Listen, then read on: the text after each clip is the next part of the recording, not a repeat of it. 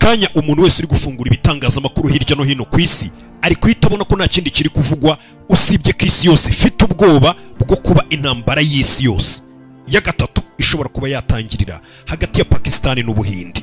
Kubera iki ibihugu byinshi muri kano kanya bifite ubwoba n'abantu bafite ubwoba ko kuba Ubuhinde bwatatse Pakistan ikaba iri kwataka Ubuhinde? Kuki abantu bose uri kubona bafite ubwoba kurusha uko wabonaga abantu bavuga ku ntambara wenda ngo Israel iri kurwana na za Hamas n'ibiki, ngo Burusiya ngo buri kurwana na za Ukraine n'ibiki, na Amerika kandi iraho hafi ndetse na NATO iraho hafi, ukabona abantu benshi ntago ubwoba bwari bwinshi nk'uyu munsi wa none ubwo abantu bari kuvuga ngo Ubuhinde bwatatse Pakistan nayo iri kurasa mu Buhinde muri kano kanya turi kuvugana. Ni ukubera iki? Ni ukubera ko iyi ntambara iri kuba hagati imeze nk'iyatangiye byeruye, aho umwe ari kurasa undi n'undi arasa undi hagati y'Ubuhinde na Pakistan.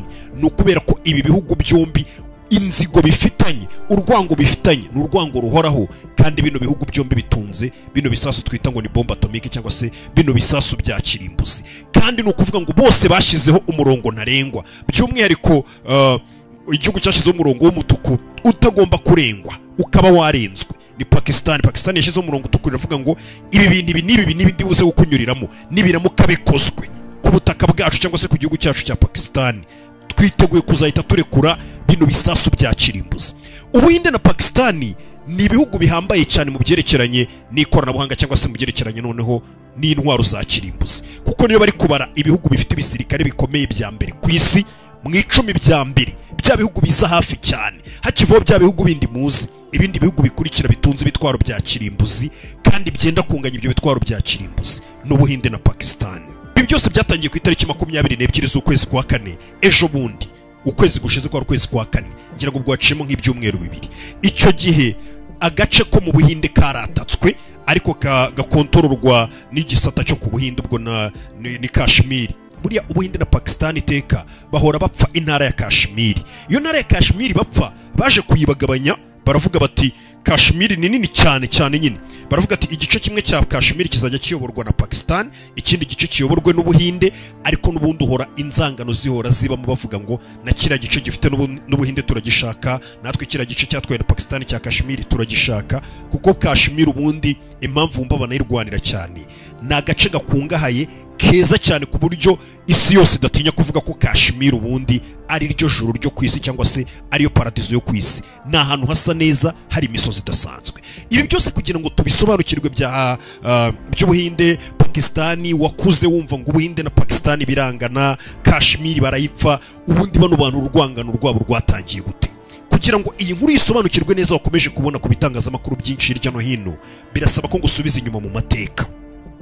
Uru rwangano rw'Abahinde n'Abanyepakistan bahoze ari igihugu kimwe, buriya kira ni igihugu kimwe, baje gutandukanywa nuko ngo bamwe ngo ari amadini, ngo twe turi Abasilamu, ngo abandi ngo turi Abahindu, ngo kubwizo mpamvu igihugu cyacu ntabwo gishobora kwitwa igihugu kimwe kiba ibihugu bibiri. Ariko n'umwongereza icyo gihe yari ahari yabigizemo uruhare rukomeye cyane.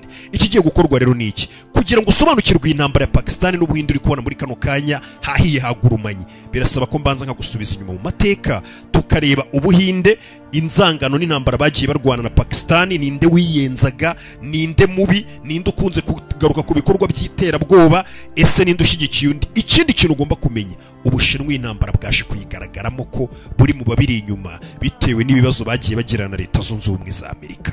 Icyo kikaba ari kimwe mu bintu biri gutera abantu bose batuye isi ubwoba kuba Ubushinwa bino bintu bubiri inyuma, kuko hagiye hagaragara n'ibisasu Pakistan yarashe mu Buhinde kandi biturutse mu Bushinwa.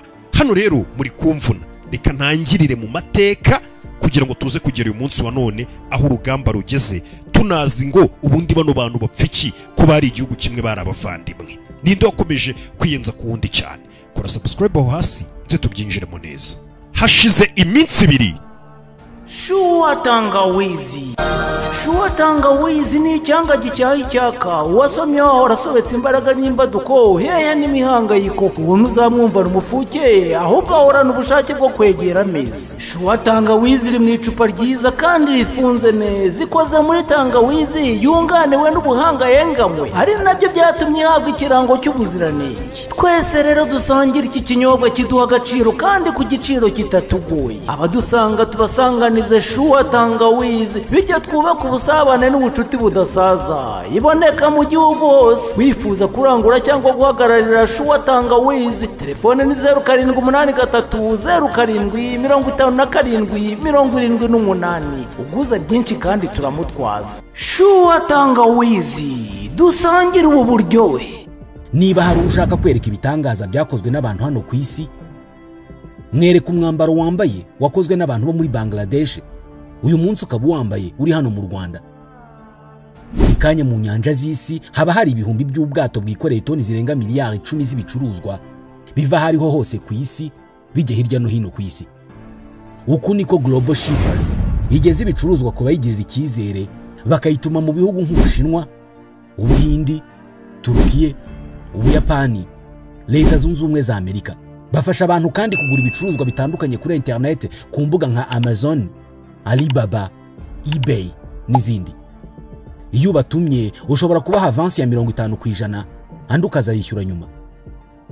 Niba wateganyaga kujya mu mahanga kurangura, ibyiza nuko wareka kwivuna ugahamagara Global Shippers kuri 0784 65 1740 ukabatuma, cyangwa se ugasura urubuga rwabo rwa internet wa3globalshippers.rwanda.com. Ibyo uko isi yabaye umudugudu uzabyerekwa na Global Shippers. Hashize iminsi 2 Ubuhinde bugabye igitero mu gihugu cya Pakistan, igitero cyeruye nta guca ku ruhande, aho abasirikare bo ku butaka bakoranye n'abasirikare bo mu mazi ndetse n'abo mu kirere baravuga ngo twatatse Pakistan, twinjiye mu gihugu cya Pakistan turaharashe. Ibyo byarabaye, ni ibintu byabaye ku mugaragaro. Gusa nanone nubwo Ubuhinde bwari bwatatse Pakistan, ahanini byari byatewe n'igitero cyari cyabaye ku itariki 22 aho abakerarugendo bari baje gukera urugendo mu gice cy'Ubuhinde cya Pakistan, ariko cy'Ubuhinde gikontororwa n'Ubuhinde cya Kashmir cyari cyatatswe n'ibyihebe. Mbere yuko dusubira mu mateka cyane, iki gitero ukuntu cyagenze, ibyihebe byarinjiye aho abakerarugendo bari baje gukera urugendo. Ni agace kari mu Pahalgam ariko gaherereye ahitwa muri Jammu Kashmir. Jammu Kashmir n'ubundi kikaba igice cyo muri Kashmir ko gikontororwa n'uruhande rw'Abahinde, kikaba igice abantu benshi bo muri Pakistan bahora barahigiye bavuga ngo hari ahantu turahashaka, hari ahantu ntago wakagombye kuba kontororwa n'Ubuhinde, kuko bavuga ko ako gace ubundi ari keza cyane, kameze nka ya misozi mujya mubona muri Switzerland, ariko none ikaba itari mu Burayi ahubwo iri mu Buhinde, ndetse bakavuga ko ari nk'ijuru ryo ku isi. Mbega ni ahantu heza cyane, ni imisozi myiza cyane abakerarugendo bakunze kuzamo baje gukera urugendo. Ibyo ngibyo bikabaza Pakistan cyane kubona icyo gice cya Jammu Kashmir Ubuhinde bwaragiye bukacyitaho, ndetse kikaba igice gikurura abakerarugendo ku rwego rwo hejuru.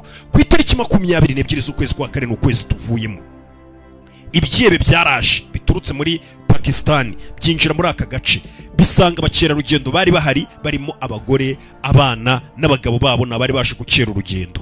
Ibyo byihebe byarabarashe, bimaze kubarasa bibabarira abagore. Ibi byihebe wumva ukuntu byakoze no misiyo, byaraje bisanga abagore n'abagabo baje gukera urugendo bari kurya ubuzima kumwe abantu babasohotse, bibashyira ku murongo, bikagiye baza ngo uri umuyisilamu, ugasubiza ati ndi umuyisilamu nyine kugira ngo utabare ubuzima bwawe. Mwibutsa Pakistan ni igihugu cy'abasilamu, Ubuhinde ni icy'abahindu. Iryo dini naryo, ibyo by'amadini hari nabyo byabatandukanije. Iyo wavugaga ngo uri umuyisilamu, ibi byihebe byarakubabariraga. Wavuga ngo hari abahindu b'abanyedini nyine n'ubundi avuga ati ngende umuhindu, bahitaga bakurasa. Abenshi batangira kubona ko ibi byihebe byatangiye kurasa abari kuvuga ko ari abahindu, batangira kuvuga ati turabuyisilamu. Wabeshya ngo uri umuyisilamu bakahita bakubaza ya mahame y'abayisilamu, bakakujyana muri Korowani kugira ngo bumve ko hari ibintu uzi nk'umuyisilamu, bakumva ubizi bakakubabarira, bakumva ntabyo uzi bakahita bakwica. Bishe abagabo bagera muri 26 bose bari baje gukera urugendo muri kano gace b'Abahinde, bari baje gukera urugendo muri Jammu Kashmir. Barangije babarira abagore babo, barabwira ngo mugende mujye kubwira umuyobozi w'Ubuhinde icyo dushoboye gukora. Iki gitero cyababaje Abahinde ku rwego rwo hejuru kikimara kuba. Amarira yabaye menshi mu Buhinde, imbuga nkoranyambaga zirahagarara, abakina filime mu Buhinde ngira ngo uruganda rwa sinema yaho murabizi ko ari uruganda ruri hejuru cyane, Bollywood. Abasohora amafilime cyangwa se bano bakinnyi bakina amafilime bose n'abendaga kuyaronshinga, ya mafilime twari dutegereje mwagombaga kubonera igihe agasohoka akajya kuri ya website bita gasobanuyefilms.com, abo bose bahise bahagarika gusohora filime babakinnyi byamare mu Buhinde. Abendaga kuzisohora baravuga ngo mu rwego rwo guyicyubahiro aba bantu 26 b'abakerarugendo ku gitero cyagabwe n'ibyihebe cyangwa se igikorwa cy'iterabwoba cy'ibyihebe byaturutse muri Kashmiri. Undi muntu wamaganye ibi bitero ni perezida wa Leta Zunze Ubumwe za Amerika, Vladimir Putin. Yamaganye iki gitero. Vladimir Putin akaba inshuti y'Ubuhinde by'akadasohoka, ariko noneho Umushinwa nawe akaba inshuti y'akadasohoka ya Pakistan. Gusa nanone ikintu kibabaje muri ibi byose cyangwa se kiri kudutera ubwoba twebwe nk'abari mu Rwanda, abari muri Afurika n'abari muri Amerika mudukurikiye, abari i Burundi n'abari ahandi hose, ni ukubera yuko kuba ibi bihugu byombi byarakaranije biteye ubwoba. Kugira ngo wumve neza aya makimbirane hagati ya Pakistan n'Ubuhinde, iyo bavuze ngo ibihugu bya mbere ku isi bibitse ibisasu bya kirimbuzi mu bubiko bwabo, habanza Uburusiya. Ku mwanya wa mbere muri Uburusiya bubitse ibitwaro byinshi bya kirimbuzi kurusha ibindi bihugu ibyo ari byo byose. Bya bisasu nyine bishobora kwangiza isi burundu, isi igasibangana n'abatuye isi bakaba bashiraho. Habanza Uburusiya, hagakurikiraho Leta Zunze Ubumwe za Amerika ku mwanya wa kabiri, hagakurikiraho Ubushinwa ku mwanya wa gatatu, hagakurikiraho France ku mwanya wa kane, hagakurikiraho Ubwongereza ku mwanya wa gatanu. Imyanya itanu. Ku mwanya wa gatandatu hahita hazaho Ubuhinde, ku mwanya wa karindwi hagahita hazaho Pakistan. Bakwereka ko barushanwa ibitwaro bya kirimbuzi bike cyane. Ngira ngo uri kumva ko bino bihugu ko ari bibiri bihanganye, ni ibihugu biri mu myanya 7 ya mbere ku isi mu bitunze ibitwaro bya kirimbuzi. Bivuze ngo n'abantu bashobora kanya kariko kose gutuma ikibuga cicurika, intambara y'isi yose ukabona iratangiye. Iyo mpamvu y'Ubuhinde na Pakistan byafatanyemo, abantu bose bagira ubwoba, abayobozi bose bo ku isi, kuko bazi ko Pakistan bameze nk'abasazi. Ubuhinde nabwo iyo muri kurwana iyo muri kurwana n'umuntu muziranye mwabanye, nirwo rwango rwa mbere warukomeye. Umuyobozi wa Pakistan cyangwa se umwe mu bayobozi bakomeye muri Pakistan, ikintu kiri guterana none ubwo bisi mbere ko twinjira mu mateka, bamwita Faisal Kundi. Faisal Kundi yari yandikiye ku mbuga zaravuga ngo muzi bira bisasu bya kirimbuzi, mujya muvuga ngo umubare, hari ukuntu bari bisasu bya kirimbuzi bakavuga ngo Ubuhinde bufite ibisasu bya kirimbuzi, Amerika itunze ibitwaro bya kirimbuzi, gutyo tukaba tuzi iyo mibare. Uyu muyobozi muri Pakistan yagiye kuri televiziyo mu minsi ishize aravuga ngo ibitwaro bya kirimbuzi byinshi ntago ari byerekanwa mu mibare mu bitabo no ku mateleviziyo, nibiba biri mu bubiko wibitseho uzi kuzashyira hanze, nta n'umuntu uzi umubare w'ibitwaro bya kirimbuzi ubitse. Ati ndetse ibyo bitwaro bya kirimbuzi twiteguye kubikoresha mu gihe icyo ari cyo cyose twaba twatatswe n'Ubuhinde cyangwa se Ubuhinde bwaba buturasheho. None Ubuhinde bwabarasheho. Uri kumva igiteye ubwoba? Ariko Pakistan iravuze ati ibitwaro byose bya kirimbuzi dutunze ntago muzi umubare wabyo, kuko ibyinshi nibyo duhisha, nta nubwo mwamenya umwanya turiho ubwo ngubwo abatunze ibitwaro bya kirimbuzi. Atariko twiteguye kubikoresha mu gihe icyo ari cyo cyose Ubuhinde bwaba butwatatse. None Ubuhinde bumaze iminsi 2 bubarashe, ubu bari kurasana gake gake. Ndetse uyu mugabo yasoje ijambo rye avuga ngo byose biri feya mu rukundo no mu ntambara, cyangwa se byose biba byemewe mu rukundo no mu ntambara. Niko Pakistan ivuga, niyo myumvire yabo, ni igihugu cy'abasilamu. Bega uno mugabo waravuga ngo ni byose biremewe mu rukundo no mu ntambara, kuba mbega twakoresha ibitwaro bya kirimbuzi Abahinde tukabashyira hasi. Iri jambo no mugabo yarivuze ku itariki 30 z'ukwezi kwa kane ejo bundi. None uyu munsi itariki turi, Abahinde bamaze kurenga uwo murongo koko batatse Pakistan. Harakurikira iki? Ikindi kintu giteye ubwoba kuri iyi ntambara kinahambaye cyane, ni ukubera yuko iyi ntambara yenda kumera nk'izindi ntambara zagiye ziba kera. Ugasanga intambara z'isi yose igiye kuba ubundi ukuntu bigenda bitangira, usanga ari akantu gatonya kabaye, igihugu kimwe kigashondana n'ikindi, ikindi gihugu bawubanye neza kikaza kubatabara, nacyo kigatabaza ikindi bawubanye neza. Ibihugu byinshi bigiye bibanye n'ibyo biri guhangana bibanye neza, bikagenda byisanga muri iyo ntambara, bikaza kugera byitwa ngo ni intambara y'isi, bitewe n'uko ibyo bihugu byose biri kurwana bifite ibindi bihugu by'ibihangange bibishyigikiye. Ubuhinde na Pakistan kuba bari gushondana muri kano kanya, Ubushinwa byatangiye guhwihwiswa ko Ubushinwa buri inyuma ya Pakistan kugira ngo babangamire Ubuhinde. Ndakubwira impamvu. Ikindi, buriya Uburusiya ni inshuti magara y'akadasohoka, ari kanini ishingiye ku bucuruzi n'Ubuhinde. Buri Buhinde buri no mu bihugu byagiye bihahira Uburusiya muri bino bihe bwari bwarafatiwe ibihano, cyangwa se cyagiye bari gufatira Uburusiya ibihano. Ubuhinde buri mu bantu bakomeje guhaha neza cyane ibyo bahaha mu Burusiya, ku buryo Uburusiya n'ibindi bihugu byagiye buhahira butigeze bugira ikintu kibuhungabanya. Bakubwira ko ngo intwaro n'ibikoresho byose bya gisirikare Ubuhinde bukoresha bubirangura cyangwa se bubiguramo n'ubukongera ibyo bikorera. 60% by'intwaro n'ibikoresho bya gisirikare byose Ubuhinde butunze bubigura bukanabirangura mu Burusiya. Urumva uwo mubano bafitanye.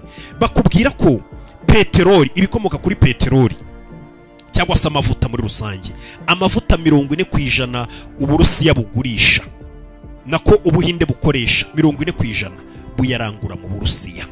Kandi Ubuhinde uzi ko butuye n'amamiliyari bivuze ngo ni igihugu gikenera peteroli nyinshi n'amavuta menshi. Ayo yose 40% bakoresha bajye kuyarangura mu Burusiya. Muri make wavuga ko umukiriya wa mbere w'imena utuma Uburusiya buba bumeze neza uzana amafaranga menshi ku Burusiya ni Umuhinde. Bivuze ngo Uburusiya buri inyuma y'Ubuhinde 100%. Iki gitero kikimara kuba cyari giturutse muri Pakistan kigakubita Kashmir, igice kiyoborwa n'Ubuhinde. Mu bantu ba mbere bamaganye iki gitero cy'iterabwoba cyari giturutse muri Pakistan, aba mbere bacyamaganye ni Vladimir Putin avuga ati twifatanije n'Ubuhinde, ibi bintu turabyamaganye byakorewe Ubuhinde. Nanone akandi kantu ngira ngo utekerezo muri kano kanya kari gutuma abantu benshi bavuga ko Ubushinwa bino bintu bubiri inyuma, nubwo Ubushinwa nyine butabivuga cyangwa se n'undi muntu wese ashobora kuhita bitekereza muri kano kanya. Iki gitero cyatumye ino ntambara itangira hagati y'Ubuhinde na Pakistan. Iki gitero cyabaye ku itariki 22 kigabwe n'ibyebe byari biturutse muri Pakistan ku itariki 22 z'ukwezi kwa kane. Iki gitero kikimara kuba byahuriranye nuko nyuma y'iminsi 3 gusa, ubwo ni ku itariki 25, ikigo cya Apple nyine gikora ano matelefone mubona y'ama iPhone n'ibindi byose mubona bya Apple, zino brand zose za Apple, buriya ni ibintu bibanza bigatunganyirizwa mu Bushinwa. Mu Bushinwa niho babikorera, bikoherezwa muri Amerika bagashyiraho brand bakabishyira ku isoko.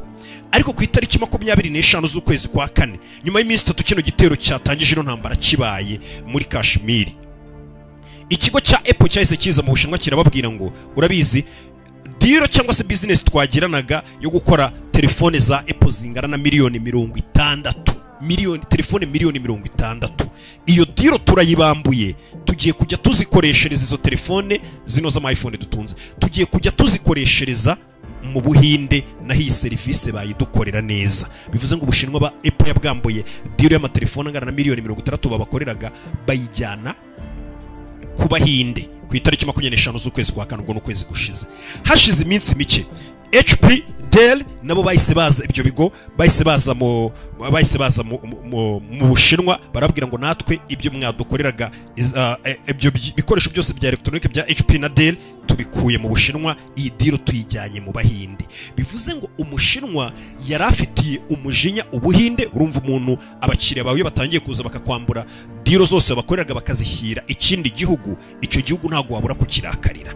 Bamwe bagatangira gutekereza ati ese byarakaje Ubushinwa buhitano no bubwira Pakistan ati twebwe noneho tunabari inyuma dukomeze noneho Ubuhinde tububuza amahoro, kugira ngo bya bihugu by'umwihariko ubwo Leta Zunze Ubumwe za Amerika n'ibigo byayo byatwambuye business twabakoreraga bakayishyira Abahinde, kuko Abahinde nabo bakora nkatwe, noneho basanga icyo gihugu kinarimo intambara kitameze neza, bifuze kutugarukira babone natwe ubushobozi bwacu, ariyo mpamvu tugiye gukomeza kuba turi inyuma ya Pakistan.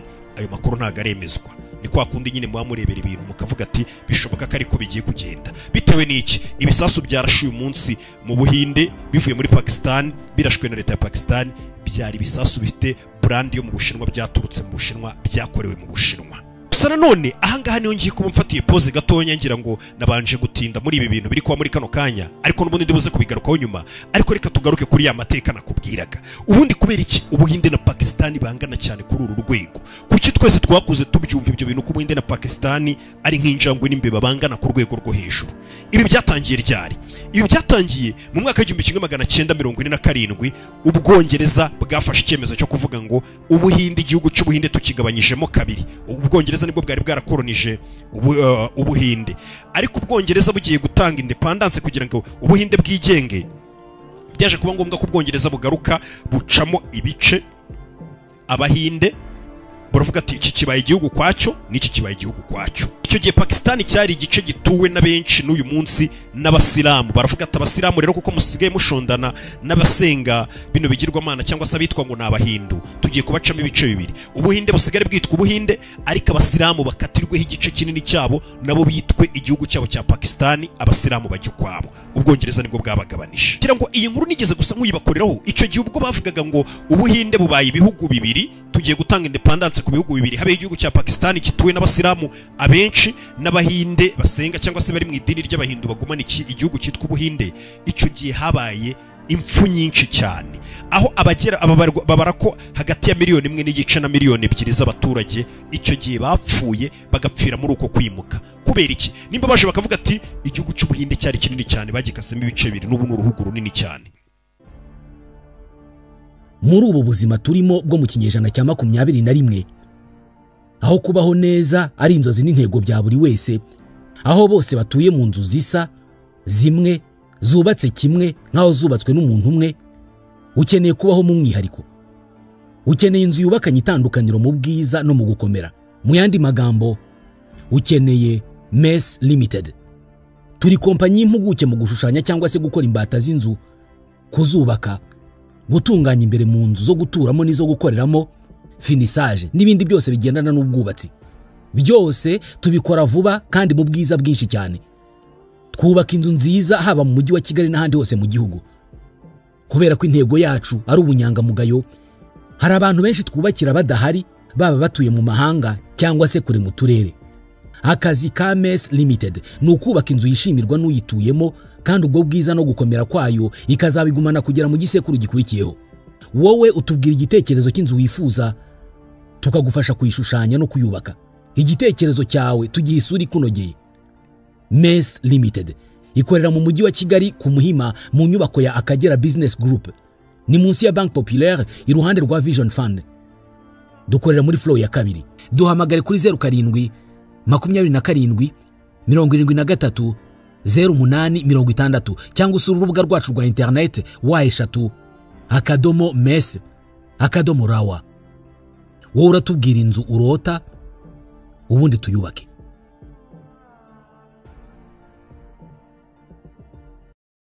bakavuga ngo tukasema ibice bibiri.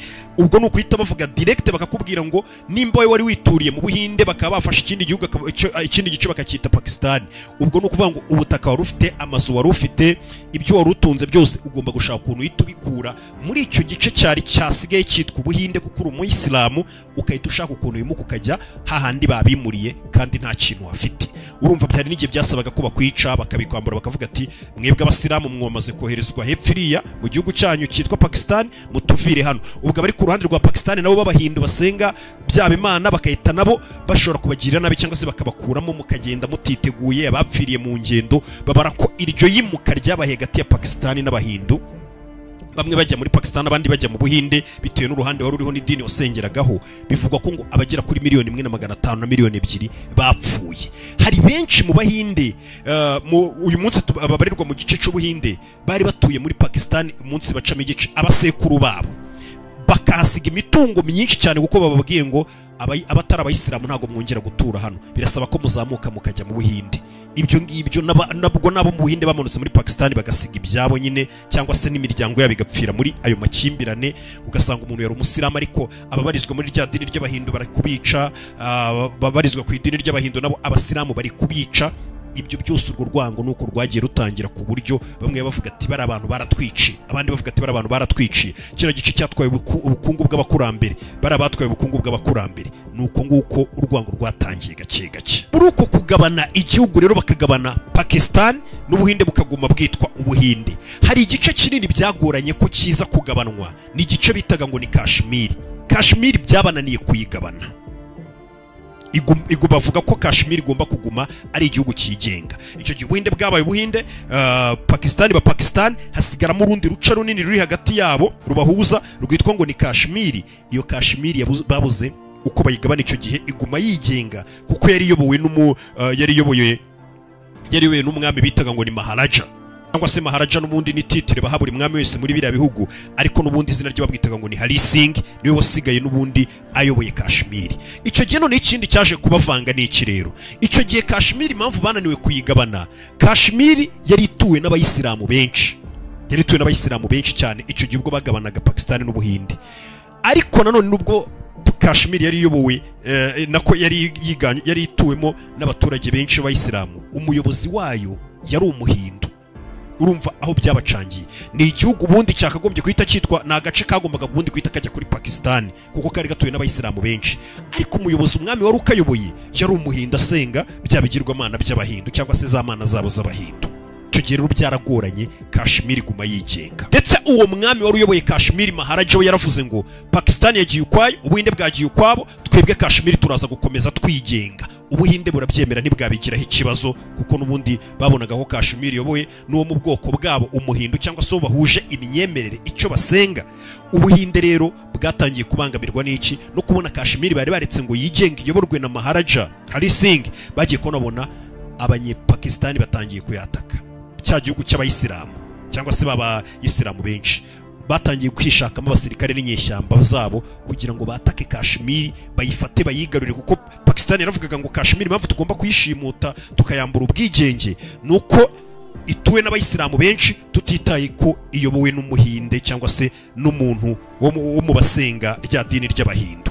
Ibyo nibyo byaje gutuma Ubuhinde nabwo burakara buravuga ngo abasirikare b'uwo mwami wari uyoboye Kashmir tugomba kuboherereza abasirikare bacu, turamuha umusada w'abasirikare bacu b'Abahinde bajye kurwanirira Kashmir kugira ngo Kashmir idafatwa na Pakistan. Kubera icyo gihe n'ubundi byatangiye kuba rwa rwangano rw'umusanzwe mubona mujya mubona igihugu cya Israel kivuga ati nyamara kari agace gatuwemo za West Bank ni zacu tugomba kuhatura, mujya mubona uburyo ki zira ntara za Crimea zikunze kurwanirwa ni yacu, abandi nabo si yacu, mujya mubibona hagati y'Uburusiya ndetse n'umunya-Ukraine, mujya mubibona ku bihugu byinshi boro basira bavuga ati karagace na kacu karagace natwe na kacu, nyine ugasanga bahora bagapfa. Ariko iyo bavuze agace hari ukuntu abantu bakunze kubyitiranya bakagira ngo ni nk'akantu gatonya, nyine iyo bavuze ngo agace ngo kaka intara ya Kashmir mu yandi magambo abantu bakagira ngo ni nk'akantu gatonya nyine karaho. Kashmir ikubye u Rwanda inshuro nyinshi cyane nyine amamirongo, kuko Kashmir ifite ubuso bungana n'ibihumbi 222,200 ubwo ni kilometero kare, ibihumbi 222,200 ngira ngo uri kumva ubunini bw'iyi ntara ya Kashmir. Mu gihe u Rwanda ubwo ngubwo twebwe ngira ngo turi kilometero kare ibihumbi 26,338 hafi aho ngaho, urumva inshuro ibihumbi bagiye badukubye kuko bari mu bihumbi 200 na urwo rwangano rwabo no gukomeza bamwe gushaka gufata Kashmir, abandi nabo bakavuga ati Kashmir ni yacu hagomba kuba hacu. Ibi nibyo byaje guteza intambara ya mbere hagati y'Ubuhinde ndetse na Pakistani mu mwaka w'1947. Iyi ntambara yaje kurangira nyuma y'imyaka 2 mu mwaka w'1949. Icyo gihe umuryango w'abibumbye niwo waje gushyiraho gusinya amasezerano y'agahenge yo kugira ngo iyo ntambara ihagarare, babasha guhuza ibihugu byombi bahagarika intambara. Hari mu 1949 nibwo intambara ya mbere yahuje Kashmir apara Kashmir Ubuhinde na Pakistan bapfa intara ya Kashmir, nibwo iyo ntambara ya mbere yabaye. Umuryango w'abibumbye ubasinyisha amasezerano y'agahenge mubane gutya na gutya, ariko n'ubundi murabizi ko ayo masezerano ahantu henshi yagiye asinywa n'ibihugu ngo guhagarika y'agahenge n'ubundi akanya kariko kose harongera hagashya. Icyo gihe rero nibwo noneho ayo masezerano yaje kubahuza y'umuryango w'abibumbye yabagabanyije Kashmir. Umuryango w'abibumbye yaravuze ngo mugiye kubana mu mahoro kugira ngo mutazongera gupfa intara ya Kashmir, nuko intara ya Kashmir mugiye kuyigabana. Icyo gihe bafashe kimwe mu gice cya Kashmir cyangwa se cy'intara ya Kashmir bakita ko ari igice kiyobowe n'Ubuhinde. Buriya Kashmir ifite igice kiyobowe n'Ubuhinde, kigengwa n'Ubuhinde, kigendera ku mahame, kikitabwaho n'abasirikare b'Ubuhinde n'ibindi nk'ibyo byose. Hakaba n'ikindi gice kizwi nka Azad Kashmir, aricyo gice n'ubundi kiyoborwa na Pakistani ariko cya Kashmir. Nuko nguko umuryango w'abibumbye wabyanzuye, babagabanyije intara ya Kashmir, hasigaramo n'akandi gace gatonya gasa nkaho kigenga kari aho ngaho. Ariko noneho iyi ntara ya Kashmir uburyo umuryango w'abibumbye wayibagabanyije ntago byanejeje cyane by'umwihariko igihugu cya Pakistan n'Ubuhinde ubwabwo, kuko icyo gihe baravuze ngo kino gice nicyo kigiye kugengwa. Kashmir tuyibagabanyijemo ibice bibiri, igice kimwe kirafatwa kiritwa kari Kashmir cyangwa se Azad Kashmir, kijye kigengwa na Pakistan. Ikindi gice cya ruguru aricyo bakunze kwita Jammu Kashmir kiraza kuba kigengwa n'Ubuhinde. Ariko Ubuhinde kuko ari igihugu cyaje kwiteza imbere, ari igihugu cyugira ngo murabizi ni kiri mu bihugu bya mbere bikura mu iterambere ku rwego rwo hejuru, ndetse ni igihugu kizi kwita ku bintu, ku bukerarugendo n'ibindi nk'ibyo ngibyo. Abahinde barahumuye barabo hejuru. Abahinde baragiye bagufatira kino gice cya Kashmir cyitwa ngo ni Jammu Kashmir, baragenda bagishoramo amafaranga bakitaho kuko n'ubundi gisanzwe ari igice cyiza, barangije bahindura igice cy'ubukerarugendo gihambaye cyane ku buryo abakerarugendo uyu munsi wa none bose bo ku isi babifuza kuba basura icyo gice cyitwa ngo ni Jammu Kashmir cyo mu Buhinde. Cya gice cya Kashmir kigengwa n'Ubuhinde, ariko abakerarugendo benshi ntabwo bifuza gusura cya gice cya Kashmir kigengwa na Pakistan, kuko hari menya nta mutekano baba habona, atari kuvuga ngo naho si heza. Pakistan akabyiniriro kayo uko bahahimba uko bahita, nkuko wumva umuntu ngo bafite kandi kazina bamubyinirira. Pakistan bayita paradizo yo kwisi kubera ubwiza bwo muri mumbabare, ntago ari Pakistan ari mbabeshye, Kashmir iyi ntara bapfa bayita ngo ni paradizo yo kwisi kubera ubwiza buranga Kashmir. Ibyo rero ni kwa kundi ujya wumva kumva ngo u Rwanda rufite ukuntu ruhuriyeho na Kongo rugahuriraho n'Ubugande ibice iriya parike ya Virunga, nyine ugasanga habamo ingagi, ariko wajya mu bibero ugasanga ingagi zikunda gusurwa n'iz'ahantu bagiye bakita kuri ubwo bukerarugendo, hari umutekano uhambaye hitabwaho. Ibyo ngibyo bikaba hari abandi nabo bazi ko bafite izo ngagi bishobora kurakaza, bakavuga ati bari abantu ariko buriya si ukuba baratujyanye ahantu heza, kumbe batarahajyanye ahubwo mwebwe ahanyu hari ibindi bikorwa bidatanga umutekano no kwitabwaho bituma ahantu hasurwa. Ibyo rero biri mu bintu bituma Pakistan ngo ihora yarakariye Ubuhinde ivuga ngo bari abantu agace batwaye ni nako keza kameze neza, hari ahantu naho hakagombye kuba ari ahacu, bikabarakaza kuko abashoramari bo hirya no hino ku isi baba batangiye gutera ijisho bavuga bati tugomba gushora imari yacu, tugomba gushora imari muri kara gace bita Jammu Kashmir kayoborwa n'Ubuhinde babakatiyeho, aho kugira ngo tuyishore muri kara gace ka Kashmir kayobowe na Pakistan. Aho abantu bose ukabona ijisho bari kuritunga ku gice cya Jammu Kashmir kiyobowe n'abano Bahinde. Ibyo ntago binezeza Pakistan. Harimo n'ababaheza nguni baba barafashe intwaro b'abanyedini bakavuga bati twebwe tuzarwana intambara yera, turwanye umwanzi, ibice byose by'ubutaka zira za Kashmir tuzisubize zahoze ari ibice umuryango w'abibumbye watugabanyije, kandi hose hakagombye kuba ari ahacu, nta nubwo twifuza ko hatera imbere kuriya. Iyo mitwe ihora hariya muri icyo gice n'ubundi cya Pakistan. Pakistan yagiye ivugwaho kenshi gucumbikira imitwe y'iterabwoba n'abagizi ba nabi bahigwaga bibyebe, cyane cyane babandi b'abayisilamu. Urumva Pakistan ni igihugu cyubatswe gifondwa, bavuga bati ahanini bagendeye ku idini, ari igihugu bavuga ngo gituye n'abasilamu benshi. Hari ibyebe rero by'ibiheza nguni byinshi. Idini ya Isilamu ngira ngo murabizi ko tuyubaha, ni idini nziza cyane, ariko hari abantu bihisha mu idini ya Isilamu bagakora ibikorwa bibi bumva ngo bari kurwana intambara yera. Ngira ngo n'ikiyebe nka Osama bin Laden ajya kwicwa na Leta Zunze Ubumwe za Amerika n'agatsiko ke, aho bahasanze ni muri iki gihugu n'ubundi babasanze no bari barahawe ubuhungiro bibera baratuye, umugabo yaratuye muri Pakistan niho bamusanze. Se n'ibindi byebe byinshi cyane mwagiye mwumva. Aho ngaho twari turi ku ntambara ya mbere yabanje guhuza Ubuhinde na Pakistan, hari mu mwaka w'1947. Iyo ntambara yabaye imyaka 2 kugeza muri 1949, bahita babagabanya Kashmir. Abahinde bagira igice cya Kashmir bafata, abanyepakistan bagira igice cya Kashmir batwara. Intambara ya kabiri rero ntibyatinze nayo yaje kuba mu mwaka w'1965. Pakistan nk'igihugu yaje gukora ikosa rikomeye cyane. Icyo gihe Pakistan yafashe abasirikare bayo babahanga babandi twakwita ngo nka special forces, barangije bafata iyo special force yabo, barangije bayambika nk'inyeshyamba, babagira nk'ari inyeshyamba kugira ngo batambare ibendera ry'igihugu bikagaragara ko ari abasirikare b'igihugu cya Pakistan. Abo basirikare barangije binjira nk'inyeshyamba kandi ari ab'igihugu, binjira mu Buhinde muri ka gace ka Kashmir kakatiweho kagahabwa Ubuhinde ngo Ubuhinde bukayobore. Binjirayo bajya gushaka kugafata no guhungabanya umutekano wo mu gice cya Kashmir kiyobowe n'Ubuhinde. Icyo gihe byahise bituma Ubuhinde buhagurutse cyitwa imbaraga zabwo bwose n'abasirikare bose kugira ngo bamanuke baze muri icyo gice kiyobowe n'Ubuhinde cya Kashmir, baze bakubita uwo mwanzi, kuko bari bamaze kubona ko uwo mwanzi atari umusivile, uwo mwanzi ari umusirikare, ari special force ya Pakistan yihinduye nk'inyeshyamba iri gushaka gufata icyo gice cyabo. Kigiye nabwo iyi ntambara yabaye nini cyane, biza kurangira nabwo n'ubundi hasinywe andi masezerano y'ubuhuza bahujwe na Leta Zunze Ubumwe z'Abasoviyete, nizo zaje kubunga. Icyo gihe hasinywa amasezerano yiswe ngo ni Tashkent, n'amasezerano yasinywe hagati y'Ubuhinde na Pakistan. Icyo gihe iyo ntambara nayo irahagarara. Urumva yari intambara ya kabiri n'ubundi yahuje ibyo bihugu byombi. Ndagira ngo tuze kumva urwango rwabo, inkomoko yarwo.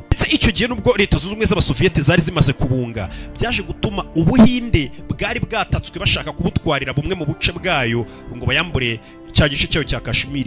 Byaje gutuma imbago zimurwa, Ubuhinde bugira ahandi hantu, kuko bwaje bukubita umwanzi buvuga ati umwanzi yaradutwariye ubutaka yiyoberanije yigeze nk'ari inyeshyamba. Byaje gutuma noneho Ubuhinde buhita bugira kandi gace nyine buhita butwara. Hari ukuntu umuntu akwata akagira ngo gutwarira ubutaka, wamara kumukubita ugahita uvuga ati ahubwo noneho na hano hirya ho gatonya naho mbaye mafashe kugira ngo njye ngukumira utazongera kungabaho ibitero. Icyo gihe Ubuhinde nk'umuntu wari bwatsinze, aho bwari bwafashe bwanze kuharekura, bugira kandi gace kari kuri Pakistan ka Kashmir bwiyongerera buragatwara buragashimuta aravuga ati kubera mwari munatwatatse nyine nawe urabyumva. Ariko noneho urwango ritaruba urwango rubi cyane, baravuga ati abantu twari tubatatse kuri Pakistan twari tubatatse ngo tubake Kashmir, none birangiye badukubise n'amasezerano dusinye, hari akandi kantu, hari izindi imbago zirimutse, hari akandi gace kacu nka Pakistan batwaye. Ibyo byahise byongera urwango rukomeye cyane mu mitima nubwo intambara yari ihagaze. Ibi bintu byaje kuba bibi cyane, biranakomera cyane, urwango none uragenda ruba urwango hagati y'Ubuhinde na Pakistan.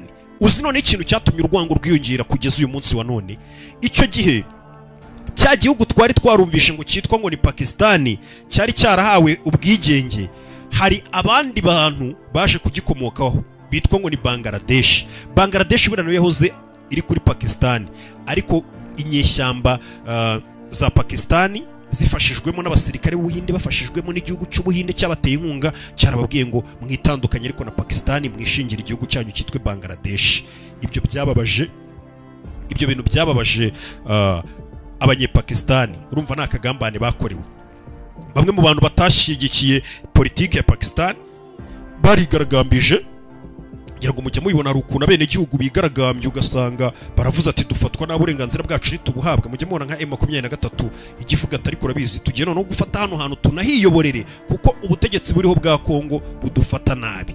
Niko Bangladesh nayo byagenze. Bamwe mu baturage ba Pakistan barabyutse baravuga ati inyeshyamba zabo ati natwe dufatwa nabi, bino bintu ntibigenda neza, kubw'iyo mpamvu none twe turashaka n'ubwigenge, twiyomoye kuri Pakistan burundu, iki gice tuyise tugihindura Bangladesh. Bangladesh nuko nguko yavutse, usanga none iyo ntambara bakitangiza bashyigikiwe by'umwihariko n'umwanzi n'ubundi wa Pakistan. Nta wundi wagombaga kubashyigikira cyane no kubaba hafi batera inkunga mu bintu byose usibye Ubuhinde, kandi Pakistan yarabibonaga. Byaje kurangira Bangladesh yemejwe ibi gihugu kwayo, yiyomora burundu kuri Pakistan. Ubwo Pakistan yamanutse ari igihugu kinini nk'uko umukoroni umwongereza yari abagabanyije, birangiye noneho avuweho n'ikindi gihugu. Ubwo hari ubutaka bwari bugiye hari muri 71 burasirazuba hafi ya bwose bwa Pakistan, n'ubundi bwari Pakistan, ariko icyo gihe bwaje guhita bwitwa ngo ni Bangladesh, babona ubwigenge bwabo.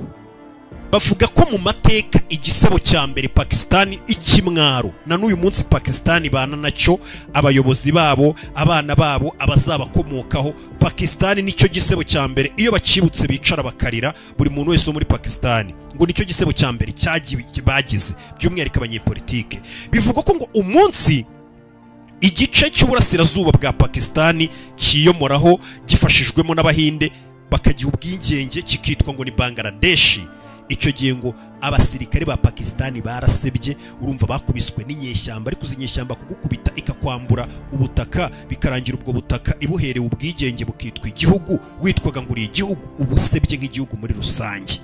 Ibyo rero nibyo byabaye kuri Pakistan. Inyeshyamba zagukubitiye abasirikare ba Pakistan, zihita zivuga ati buno burasirazuba bwose bwa Pakistan tuyise tubwita Bangladesh. Ubu Bangladesh ni igihugu cyigenga.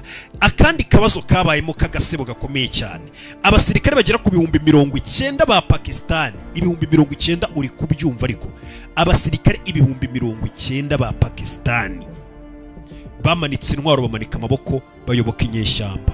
Ibaze mujye mubona inyeshyamba zamanitse amaboko zikavuga ati rwose turayamanitse, za nyeshyamba zikabanyuza hano zikajya ngo kubigisha ibyerekeranye n'igisirikare ngo no kubaha umuco n'uburere. Kiriya kiba ari igisebo gikomeye cyane baba bakoreye umuntu bari bahanganye. Abasirikare 90,000 ba Pakistan bamanitse amaboko ku nyeshyamba zari zitewe inkunga n'Ubuhinde. Inyeshyamba nabozo z'abanyepakistan ariko zahise zihindura igihugu zikita Bangladesh.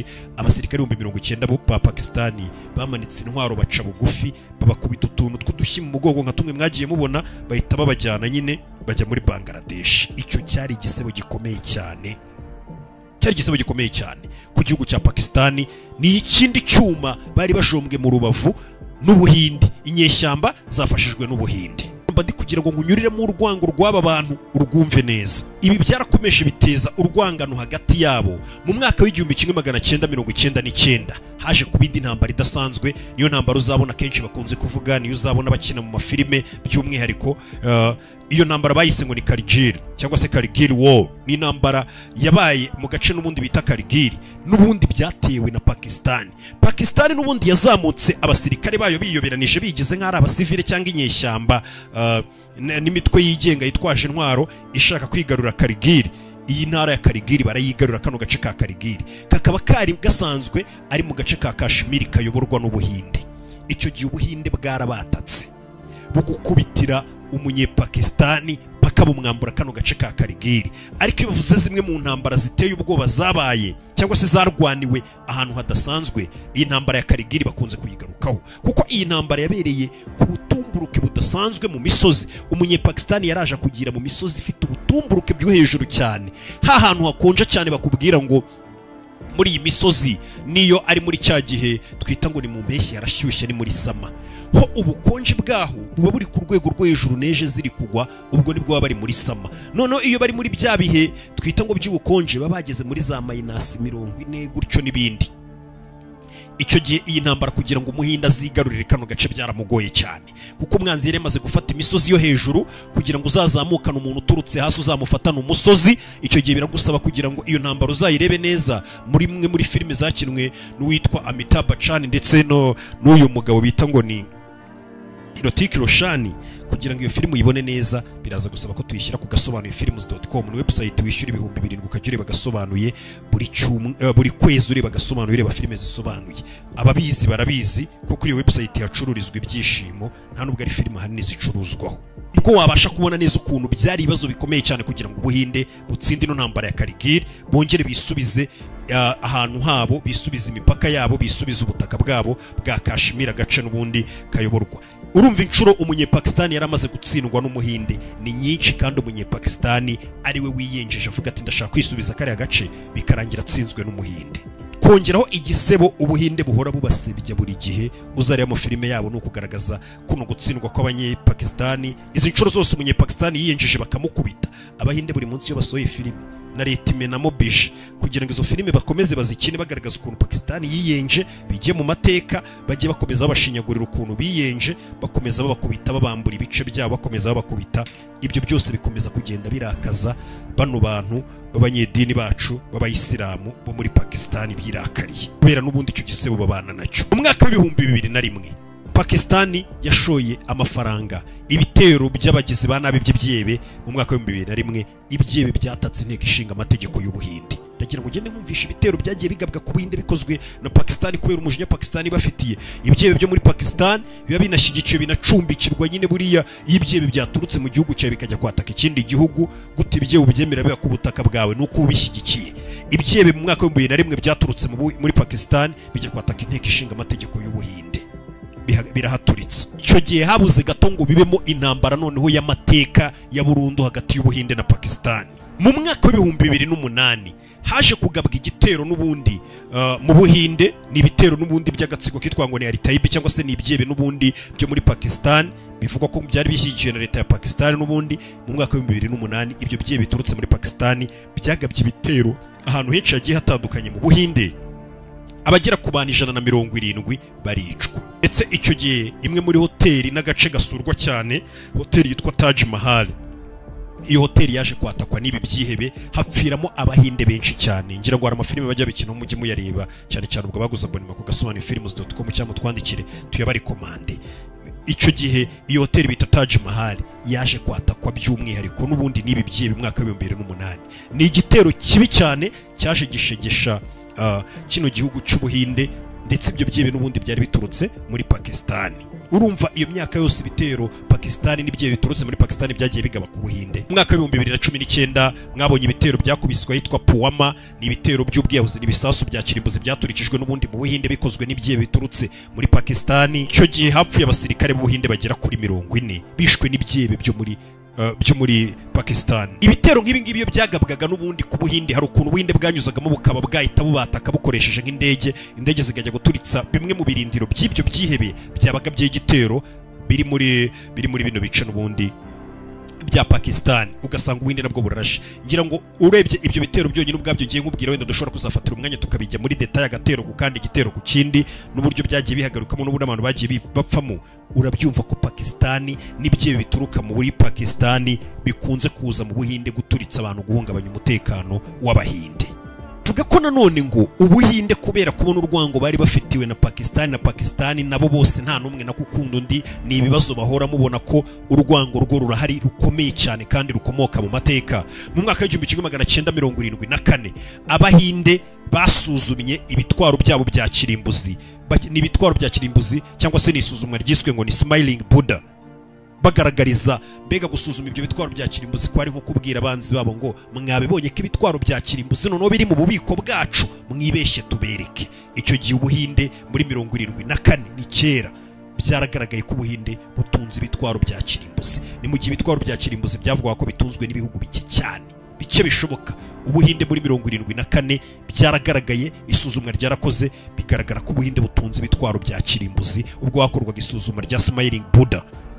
Icyo gihe ubuhinde bwari bumaze nabwo kwita bumeze nk'ubwiteretse nyine nk'ubugaragaje ko bugomba gutinywa, kuko buri igihugu cyose gitunze ibitwaro bya kirimbuzi ni igihugu cyo gutinywa, ni igihugu cyo kubahwa, ndetse ngo ni n'igihugu ubundi kita gitangira no kuba nacyo cyabyimba, kikaba cyanakurakaza, kikaba cyanakwiyenzaho kugira ngo kuko kiba kikubwira ati none se ko nkurusha imbaraga usaze narekura igitwaro cya kirimbuzi. Ni ibintu nyine bita byikora direct iyo igihugu kimaze kugira ibitwaro bya kirimbuzi, uhita ubibona n'imyitwarire n'imivugire, ibintu byose birahinduka. Muri 74 ubuhinde bwagaragaje ko butunze ibitwaro bya kirimbuzi. Uzarebe kure y'amajyaruguru ukuntu ihora ibyuka mu gitondo igasuzuma igisasu gishyikana bitangaza igaragaza ko yavumbuye kandi gasasu cyangwa se ikindi gitwaro cya kirimbuzi gishobora kuba cyakoreka isi. Mu mwaka wa 1988 byaramenyekanye noneho na Pakistan n'ubuhinde ko bose batunze ibitwaro bya kirimbuzi. Barasuzumye, bamwe uruhande rumwe rusuzumye, ndetse na Pakistan nayo yimurikira suzuma nayo ibigaragarije isi ko noneho itunze ibitwaro bya kirimbuzi, nayo iri ku rwego ko nta muntu n'umwe wayimenyera.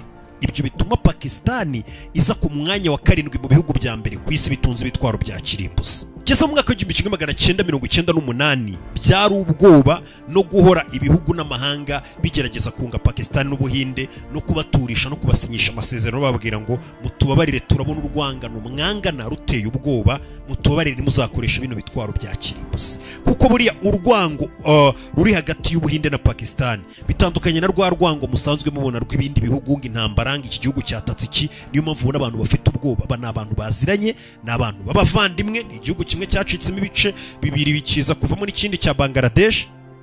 Niyo mpamvu n'ibitero bagiye bagabanaho n'uburyo bavugana bangana. Niyo mpamvu isi yose bifite ubwo bivuga ngo bino bihugu bitunze bino bitwaro bya kirimbuzi akanya kariko kose barasa, isi yakwiyubika. Ibi byose rero byaje gukomeza, bino bitero biragenda birazamuka kugeza ku itariki 22 z'ukwezi kwa 4 mu mwaka wa 2025 nawo mwaka turimo. Icyo gihe mu gace bita Paharamu k'ubukerarugendo kari muri Jammu Kashmir n'ubundi yoborwa ni igice cya Kashmir kiyoborwa n'ubuhinde, igice cy'ubukerarugendo gishyushye cyane. Abashoramari bose babifuza gushoramo imari bavuga ati hano tugomba kuhagira ahantu nyaburanga hambere ku isi. Ibyo bikarakaza bamwe mu banyepakistani. Nibwo igitero cy'ibyihebe cyaje kugabwa hitwa Paharamu cyica abantu nakubwiye bagera kuri 26 bari baje gukera urugendo b'abahinde bababarira abagore n'abana babo, bica abagabo. Umuyobozi w'ubuhinde yahise avuga ijambo rivuga ngo, bamwita Narendra Modi, yaravuze ngo twamaganye bino bikorwa by'iterabwoba byabereye ahitwa Pahalgamu muri Jammu Kashmir. Condoleance kubabuze ababo bakundaga. Uyu ni umuyobozi w'ubuhinde, amagambo yavuze ku itariki 22 icyo gitero kimara kuba. Ati ndetse turasengera abakomeretse ngo babashe koroherwa vuba byihuse. Ati ubufasha bwose bushoboka turaza kubutanga kubagizweho ingaruka n'iki gitero. Uyu ni umuyobozi w'ubuhinde Narendra Modi, amagambo yavugaga. Yakomeje arenza avuga ngo abari inyuma y'ibi bikorwa by'urwango, ibi bikorwa by'iterabwoba byabaye ku butaka bwacu muri Kashmir bikica ubuzima bw'abahinde, tuzabazana imbere y'ubutabera, ntabwo tuzigera tubababarira. Ibikorwa bibi byabo na agenda yabo ya sekibi ntabwo bizigera bidutsinda. Ati igisubizo cyacu nk'abahinde ni ukurwanya iterabwoba mu buryo butajegajega, ndetse tugiye kubikora mu buryo bukomeye cyane. niyo magambo yavuzwe n'umuyobozi w'Ubuhinde ku itariki 22 ku kwezi kwa kane tuvuyemo. Iki gitero avuga ngo abakoze ibingibi batugabyeho igitero ntabwo tuzigera tubababarira, ikindi bagomba gushyikirizwa ubutabera. Yavuze ayo magambo ku itariki 22. Akimara kuvuga ayo magambo umuyobozi w'Ubuhinde, imbuga nkoranyambaga zose isi yose yaje kwifatanya n'Ubuhinde, benshi mu bihugu by'inshuti zabo ariko cyane cyane bikomeye. Amerika yifatanije nabo. Icyo gihe Narendra Modi yari no muri Arabia Saudite, urugendo yari afite rw'igihe kirekire isaruka atahita agaruka mu Buhinde. Icyo gihe Vice President Vance Jedno wa Leta Zunze Ubumwe za Amerika yari ari mu Buhinde, nawe yese ajya mu Buhinde kujya kwifatanya nabo. Byari ibintu bikomeye cyane. Uburusiya bwahise bwamagana kino gitero byihutirwa, ariko Ubuhinde ntabwo bwahise buceceka. Bivugwa ko ngo uyu Narendra Modi yahise ategura inama igitaraganya, inama idasanzwe yo kuvuga ngo tugomba gutanga isomo ku bantu batwatatse. Pakistan tugomba kuyiha isomo kuko ikabije kutumenyera, ikabije kutwataka cyane. Yahise ategura igitero. Narendra Modi akimara kuvuga ayo magambo, miliyoni zigera kuri 300 zarebye kino kiganiro yamaze gutanga. Abantu bose barakirebye. Mbega Pakistan yahise iva ku itariki 22 nayo iravuga ngo ntago ari twebwe twagabye igitero ku Buhinde, nta gatsiko k'ibyebe kabikoze, ntago mwabiturenganyiriza twebwe nka leta ya Pakistan. Ibyakozwe n'ibyebe ntago byashyirwa kuri twebwe, nta kintu kibi twifuza gukorera Ubuhinde. Ko Pakistan yari imaze kubona ko Umuhinde yarakaye, umuyobozi w'Ubuhinde avuze ati ntago tugomba kubabarira. Gusa n'ubundi ni bya bindi bavuga ngo umwana murizi nakurwa urutozi. N'ubundi Pakistan kuba yavuga ngo ntago ari twebwe twari inyuma y'icyo gitero, ibyebe byatatse Ubuhinde biturutse muri Pakistan. Ibyebe n'ubundi bisanzwe bigaba ibitero ku Buhinde byabajujubije guhera kera, ndetse no muri ya myaka Ubuhinde bwajyaga bwatoka n'abasirikare ba Pakistan biyambitse imyenda y'abasivile cyangwa se y'inyeshyamba. Ibyo byose birazwi. Niyo mpamvu Pakistan yahise yitanguranwa ikavuga ngo ntago ari twe twabikoze, ariko nta muntu wabyemera. Ikintu cya mbere Ubuhinde bwahise bukora, iki gitero kikimara kugabwa ku Buhinde, Ubuhinde bwahise buvuga ngo tugomba kwihorera. Uko byamera kose Ubuhinde bwarabirahe bivuga ngo tugomba kwihorera, kandi tukihorera no kuri leta ya Pakistan, kuko leta ya Pakistan ni itera inkunga bino bikorwa by'iterabwoba bikomeza guhungabanya umutekano wacu. Umutwe w'ibyihebe witwa ngo ni Lashkar-e-Taiba, uwo mutwe w'ibyihebe ni waje kwigamba kino gitero cyari cyabaye ku itariki 22, ariko Ubuhinde bwo bukavuga ko uwo mutwe w'iterabwoba n'ubundi uterwa inkunga na leta ya Pakistan. Bindi bintu, kintu cya kabiri giteye ubwoba muri kano kanya gishobora kuba cyatuma tubona intambara idasanzwe hagati y'Ubuhinde na Pakistan, nuko kuva bino bibazo byaba, Ubuhinde ikindi kintu cya kabiri bwakoze guhera ku itariki 22 bwagabwaho ibitero n'iki gihugu cya n'ibye bivuye muri Pakistan, ndetse Ubuhinde bugakeka ko ari na Pakistan cyangwa se bukaba buvuga ati ni Pakistan n'ubundi biri inyuma. Ubuhinde bwahise butangaza ngo amasezerano yitwa The Indus Water Treaty tubaye tuyahagaritse cyangwa se ntago turi kuyemera. Aya masezerano avuga iki? Ni amasezerano yasinywe mu mwaka w'1960 ari mu kwezi kwa kane tariki ya mbere. Icyo gihe ni amasezerano yagaragazaga ko uno mugezi cyangwa se ano mazi ya Indus agomba kuba yakoreshwa n'Ubuhindeho 20%, Ubuhinde bugakontorora 20%, 80% ayo mazi akajya akoreshwa n'abanyepakistan. Ni amasezerano yari ahagarariwe, yashyigikiwe, anasabwa nahuzwa na banke y'isi. Ariko Ubuhinde bwavuze ngo ayo masezerano nayo ubwayo ntago n'ubu ngubu turi kuyemera.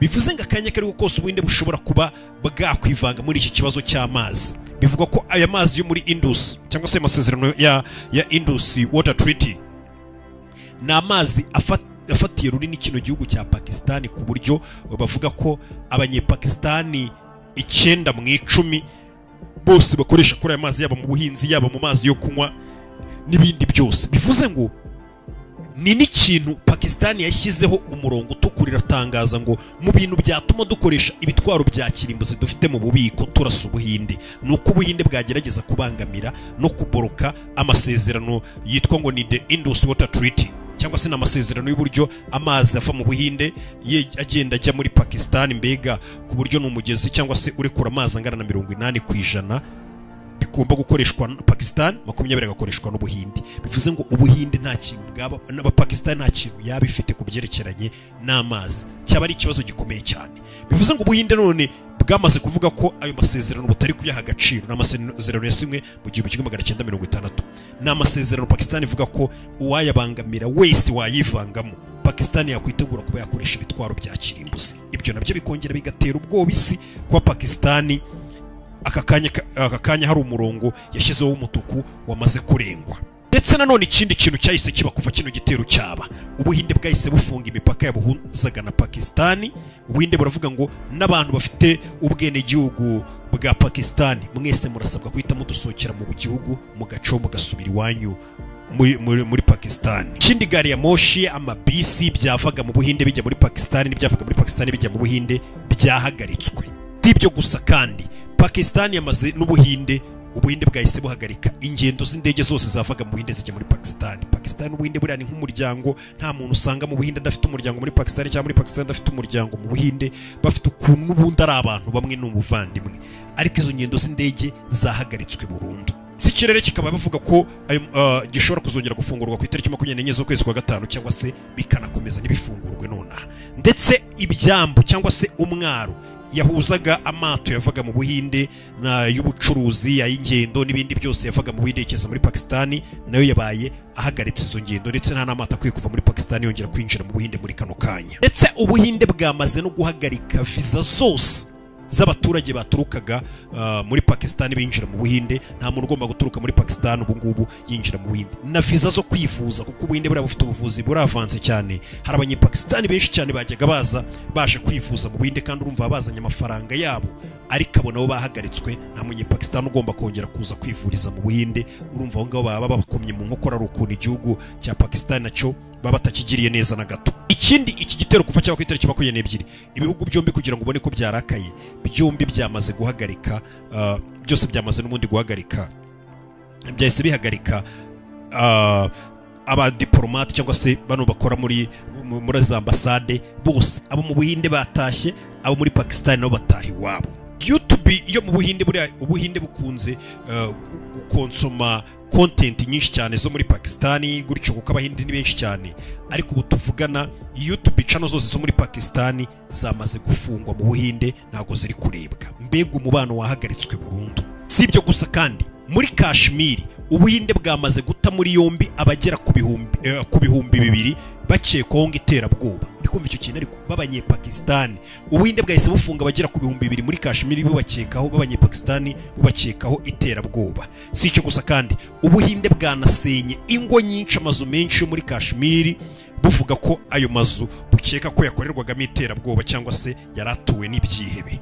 Iki gikorwa cyahise gikorwa n'Ubuhinde, icyo nkubwiye cyamaganywe n'umuryango w'abantu uburenganzira bw'ikiremwa muntu, bavuga ngo ibyo si ibikorwa bya muntu, no kurengera ku burenganzira bw'ikiremwa muntu. Ubuhinde sureba ibyo byose bwakoze.